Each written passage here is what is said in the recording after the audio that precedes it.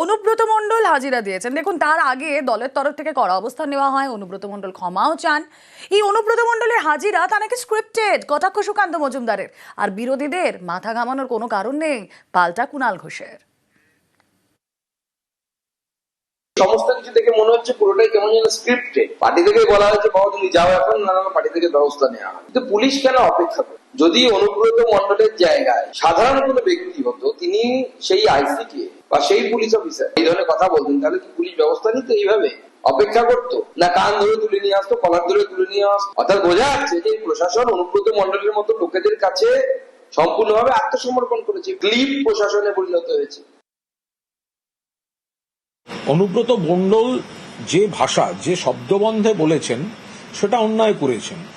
Party সেটা অনুমোদন করে না, পার্টি সেটা নিন্দা করে। সেই কারণেই তাকে 4 ঘন্টার মধ্যে ক্ষমা চাইবার নির্দেশ দেওয়া হয়েছিল। তিনি ক্ষমা চেয়েছেন, পার্টি নেতৃত্ব নজর রাখছে। আর যেটা আইনি প্রসেস, সেটা পুলিশ যা সামান করেছে বা নোটিশ দিয়েছে, তো পুলিশের নোটিশে তিনি আবার সেখানে গেছেন। ফলে এই নিয়ে বিরোধীদের মাথা ঘামাবার তো কোনো কারণ ঘটেনি।